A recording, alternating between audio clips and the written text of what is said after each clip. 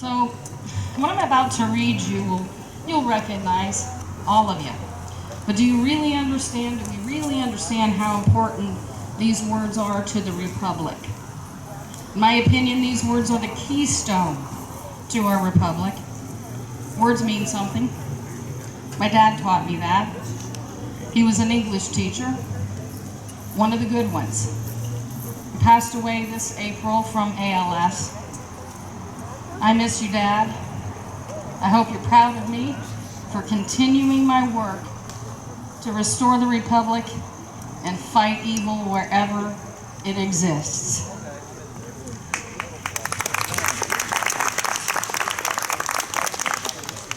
We hold these truths to be self-evident, that all men and women are created equal, that they are endowed by their Creator with certain unalienable rights, that among these are life, liberty, and the pursuit of happiness.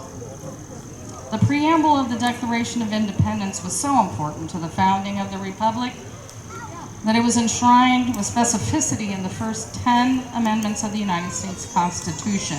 And by the way, we do not need a constitutional convention. We just need to enforce what the founders already put together. They were geniuses, and they knew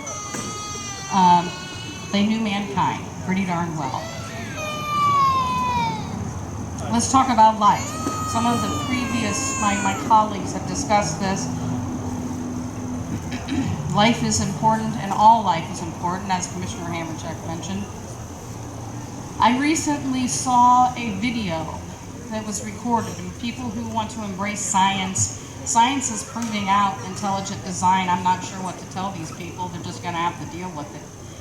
And one of those things is that at the time that a sperm fertilizes an egg, a big bang occurs. A mini Big Bang occurs. I believe the Big Bang was created by God, that God uses the Big Bang and that God uses evolution. It's in the fossil record, but He created man. You're not going to find the missing link. It doesn't exist because God created man. We need to protect that life. God believes in life, and again, all life is important. And if we don't, God will not bless this nation, will not bless the people, and He will pour out His wrath on mankind.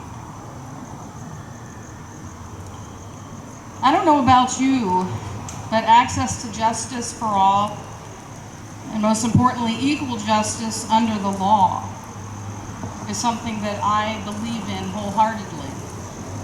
As the clerk of courts, that's important, and it's important that the person that holds this office believes that and does everything he or she can to protect that. The statement simply means no two-tier system of justice. Equal justice under the law is what makes our republic unique among all other forms of government.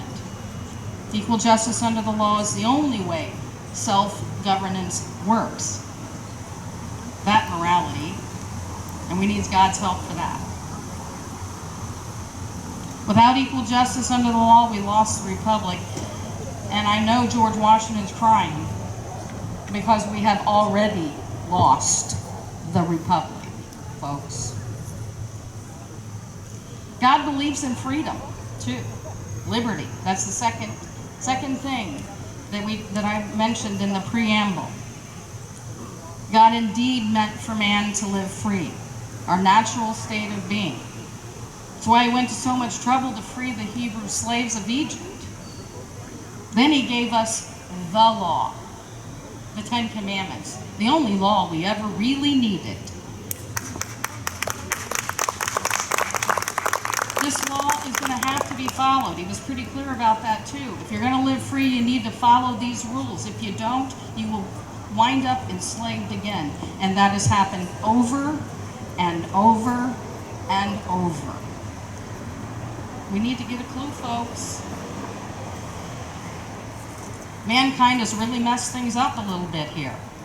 We have so many laws that most folks can't even get through a day without breaking one or two. There most definitely is a two-tier system of justice all over the country at all levels of government. We're seeing that play out right now. One set of rules for the elite and their minions, and one set of rules for the rest of us. As I said, the Republic's already lost. We're at the 11th hour. But fear not. One thing you need to know about me is I do not operate in fear. Don't make decisions based in fear either. Make them in love, based in love. When you make a decision based in fear, it never turns out right. It really does not. Courage, I mean, that just doesn't, that you find your courage. Doesn't mean that you're not afraid. Okay, it just means that you're going to go through it anyway, in spite of that, and rest on God's promises, that He's got our back, and He does. I can tell you story after story, personally, of how God has had my back. God is bringing His remnant together now for just such a time. As my colleagues have said previously, the battle is really good versus evil. It always has been. And we have all the power, and we always have had it. It's up to us. God will be there for us, but God helps those who helps themselves. You can't expect someone to come riding in on a white unicorn and save the day. It's our job. That's what a republic is all about. As we know, our Constitution was written for moral people. Again, you know, we need to kind of rely on God for some of that. We've really slid down the mountain on that one. And it's very disappointing and sad. But I think that we can, with God's help, make a change. Restoration of the Republic is a heavy lift. But with the help of the Creator, all things are possible. We know this. Again, throughout history, it's been proven. Restoration of the Republic requires, where did I? All hands on deck. My kid's a badass chief of the United States Navy. I do use a lot of Navy terms.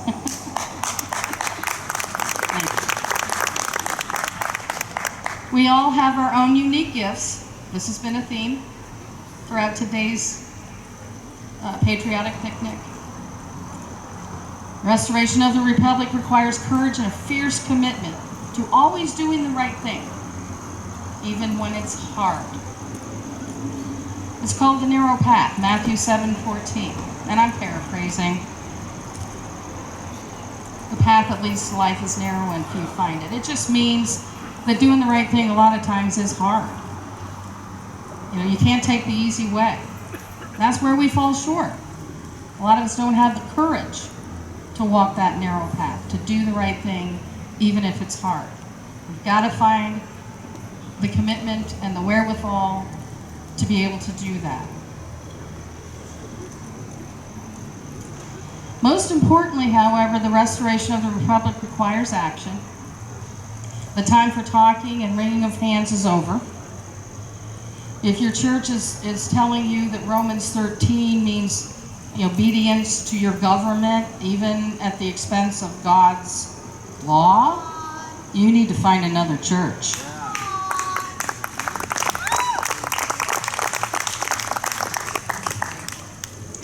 The time for doing is now. No try, do. That's my best Yoda. That's all I got on that one. So get in the fight, folks. My colleagues and I need you. Please, please, please keep us in your prayers. We feel it. We do feel it.